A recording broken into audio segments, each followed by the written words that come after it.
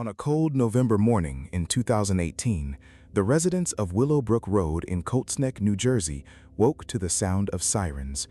A neighbor's groundskeeper had smelled smoke. He told his employer. The employer ran across the lawn to the front door, found it standing open, stepped inside, and saw a body face down on the floor. By the time firefighters arrived, the house at 15 Willow Brook Road had been burning for hours, burning slowly, burning quietly, as if whoever set it had wanted the evidence to take its time. Inside, they would find the bodies of 3 more people, a mother, an 11-year-old boy, an 8-year-old girl, and out on the front lawn, the body of the man who had built it all, the husband, the father, the millionaire CEO, shot 5 times, once in the back, 4 times in the head. This is the story of how a brother killed a brother, how a family of 4 was annihilated for a debt of $78,000, how investigators almost believed a man's lies, and how it took 7 years and 3 months to bring him to a courtroom. This is the story of Paul Caneiro. Colts Neck, New Jersey sits about 50 miles south of Manhattan, tucked into the rolling horse country of Monmouth County.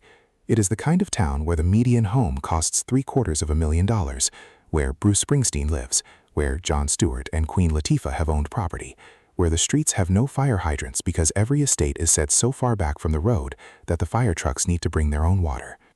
It is, by almost any measure, a place where nothing bad is supposed to happen. In the spring of 1998, a man named Keith Caneiro bought a property here, 9 acres. He built his dream house on it 5 years later, 4 bedrooms, 5 bathrooms, an in-ground pool, the works. By 2018, the home was valued at more than $1.5 million. Keith Caneiro was, in every sense, a self-made man. He grew up in Brooklyn, New York, the younger of 2 brothers in a working-class family. By 1989, when he was just 21 years old, he founded a company called Square One, a technology consulting firm out of New York City. Square One grew. By the early 90s, it was generating $5.5 million in annual revenue. Keith eventually moved the headquarters to Asbury Park, New Jersey. He earned a Master of Science from Columbia University. He took online certifications from Harvard Business School. He drove the kind of cars that turn heads at red lights. His older brother, by about a year, was named Paul. When Keith built Square One, he made his brother his first hire. Paul was the older brother, but the relationship was inverted. Keith was the rainmaker. Paul was the lieutenant. Paul became vice president of Square One. He drew a salary that ranged, depending on the year, between $200,000 and $225,000. The brothers also co-owned a pest control business, a smaller venture called EcoStar, and they shared a third entity, a consultancy named fittingly after their middle names, J. Martin. For most of their adult lives, the 2 brothers worked side by side. Keith was best man at Paul's wedding. They lived in adjacent towns. Their children grew up knowing each other. From the outside, it looked like the kind of brotherhood you read about in eulogies. But by 2018, something had changed. Keith's wife, Jennifer, was 45 years old. She'd grown up on Staten Island. Friends and family describe her as warm, the heart of the home, the parent who organized the carpools, the one who knew where everyone was at any given hour. The couple had 2 children. Jesse was 11. He was a student at Caneiro Road Elementary School. His teachers and friends remember him as a kid obsessed with history, World War I, World War II, the kind of 11-year-old who could tell you about troop movements in the Ardennes forest. He loved video games. He loved sports. Sophia was 8. She was bright and exuberant. She took ice skating lessons. She took ninja classes. She baked cookies on weekend mornings with the family's nanny. Every weekday, Jesse and Sophia walked to the school bus stop together, always on time. Their neighbors set their watches by it. On the morning of November 20, 2018, the school bus came. Jesse and Sophia were not there. That was the first sign that something was wrong. By the fall of 2018, Square One, the empire Keith had spent 30 years building, was beginning to crack. The company's revenue had narrowed to a single client, the Doris Duke Foundation. The foundation was reviewing its options. They were exploring whether other technology providers could give them the same service for less money. Keith knew. In a summer 2018 email to a friend, Keith wrote about Paul, quote, "I don't know what he thinks, but I would rather take the cash now than deal with him going forward. He is a bit nuts." The pressure was rising. And then in mid-September, the brothers had a fight. Keith texted Paul. The message was simple. The tone was final. Quote, "Paul, we are done. I'm not paying you moving forward." Paul tried to push back. He invoked his 10% stake in EcoStar. Keith fired back, quote, "Keep the 10%, but I am done paying you a salary." You should have just been happy that I was trying to help you out since your accident. Keith had been propping his brother up for years. Now he was done. But Paul wasn't done. Paul couldn't be done, because there was something Keith didn't know. In July of 1999, Keith Caneiro had set up an irrevocable trust. The initial deposit was $1,000. The trustee, the only person legally allowed to manage the account, was his brother, Paul. A month later, in August 1999, Keith bought a $3 million whole life insurance policy from Canada Life. He transferred the ownership of the policy to the trust. Jennifer was the primary beneficiary. If both Keith and Jennifer died, the money would go to their children. And if all 4 members of the family died, Keith, Jennifer, Jesse, Sophia, half of the $3 million would go to Paul. The other half would go to a third Caneiro brother named Corey. Half of $3 million. $1.5 million. Hold that number in your mind. To fund the policy, Keith opened a checking account at TD Bank. Each quarter, premiums of $7,800 had to be paid into the policy. Keith funded the account regularly. But here's the thing. Once Keith placed the account inside the irrevocable trust, he no longer had access to it. He had no login, no statements, no way to verify, on his own, that the premiums were being paid. Only Paul could see inside. For 19 years, Paul, as trustee, was supposed to send Keith and his accountant copies of those bank statements. He did, more or less, on schedule. In 2026, prosecutors would allege those statements were forged. According to certified bank records introduced at trial, in 2017 and 2018, the final 2 years of Keith Caneiro's life, Paul had been quietly diverting funds from the trust account. The amount that prosecutors focused on was $78,000.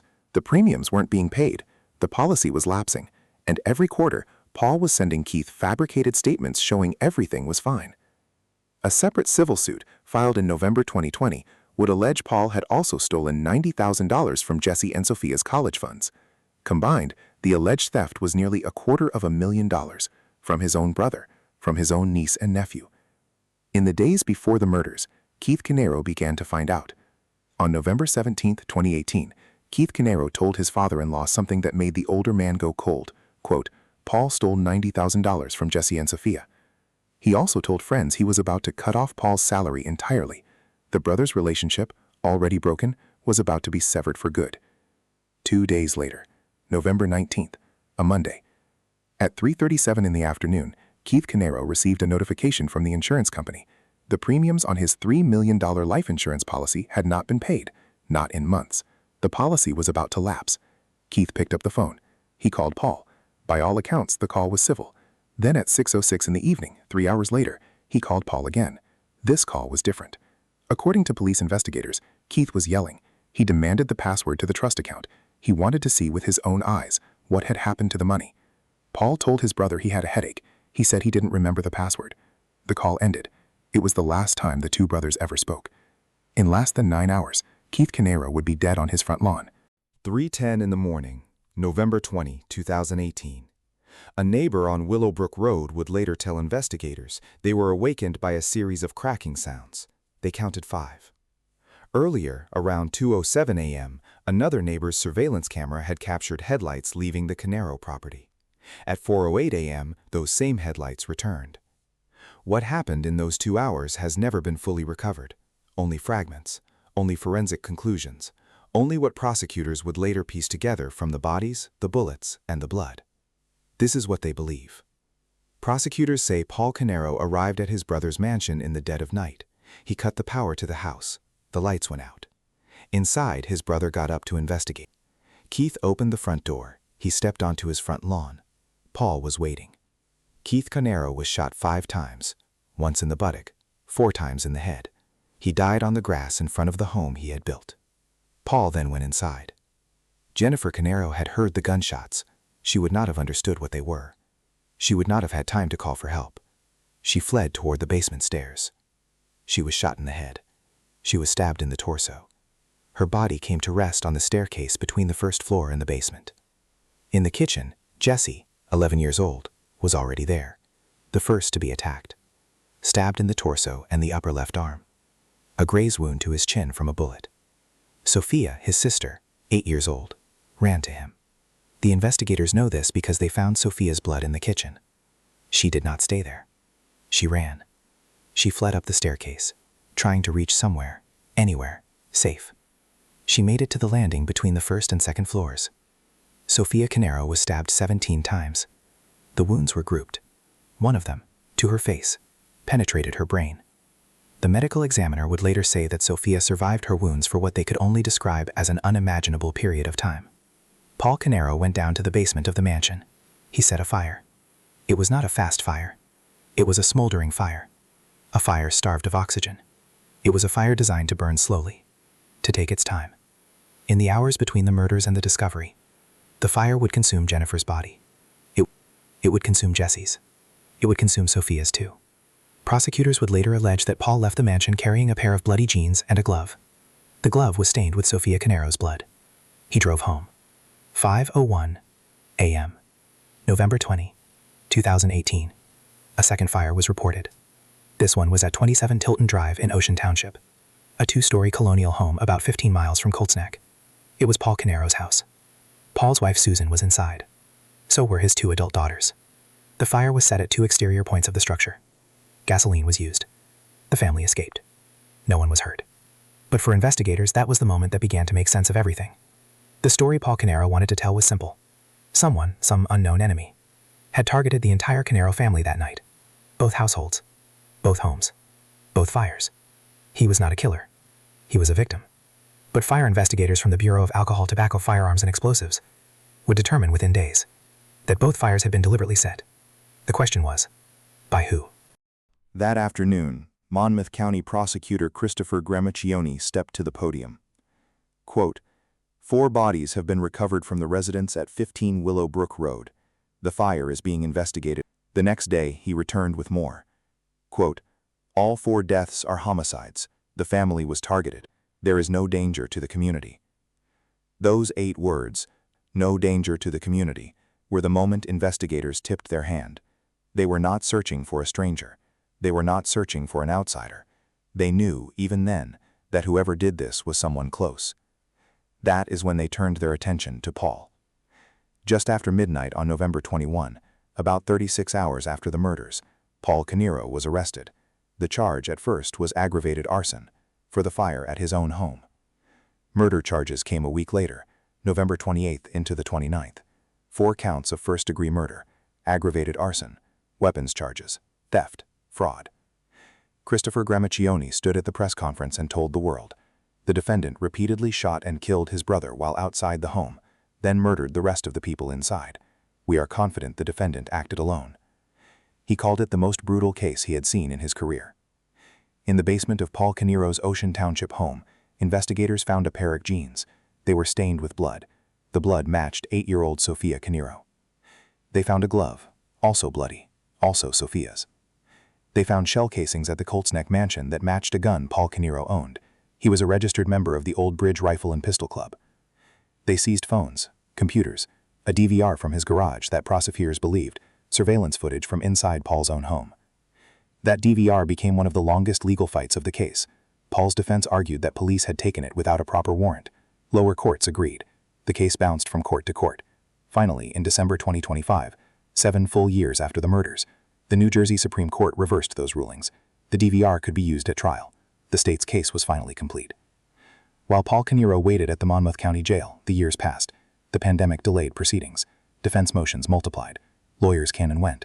First the firm Ansel, Grimm & Aaron, then a public defender named Michael Wick, and eventually the attorney who would take the case to trial, a public defender named Monica Mastalone. In June of 2020, the mansion at 15 Willow Brook Road was demolished. A permit was issued. The home, the pool, every accessory building, torn down at an estimated cost of $118,000. There would be no house, no crime scene to revisit, just a memory of what had stood there, and a man in a jail cell, waiting. 7 years and 3 months would pass before Paul Caneiro stood in front of a jury. January 12, 2026. The trial of Paul Caneiro began at the Monmouth County Superior Court in Freehold, New Jersey. It would last 7 weeks. Assistant prosecutors Christopher Decker and Nicole Wallace led the state's case. They walked the jury through everything: the financial records, the forged statements, the $78,000 siphoned from the irrevocable trust, the texts between the brothers, the cell phone pings, the surveillance video, the bloody jeans. For the defense, Monica Mastalone offered a different story. She told the jury that Paul had loved his brother, that the financial motive was speculative, that the prosecution's case was complicated, circumstantial, and forced. And she pointed to a name no one had previously focused on, the third Caneiro brother, Corey. Corey Caneiro stood to inherit the same $1.5 million from the life insurance trust if all 4 family members died. The same financial interest, the same potential motive. But police had never searched Corey's home, never collected his DNA, never reviewed his phone, never investigated his alibi with anything close to the scrutiny they brought to Paul. The defense raised the question, how do you know it was Paul and not Corey? The prosecution's answer was the bloody jeans. The bloody jeans were not in Corey's basement, they were in Paul's. The jury, 8 men and 4 women, went into deliberation after 7 weeks of testimony and a day and a half of closing arguments. They came back in 3 hours. February 13th, 2026. The jury 4 persons stood. Guilty. On all 4 counts of murder. Guilty of aggravated arson. Guilty of weapons offenses. Theft of more than $75,000. Misapplication of funds. Hindering apprehension. Guilty of every count in the indictment. Paul Caneiro, 59 years old, showed no emotion as the verdict was read. In the gallery, Jennifer Caneiro's mother, who had been there every day of the 7-week trial, mouthed 2 words to the jury. Thank you. Outside the courtroom, when the prosecutors emerged, Jennifer's family and friends applauded. Paul's wife and daughters were not there. Defense attorney Mastalone declined to comment.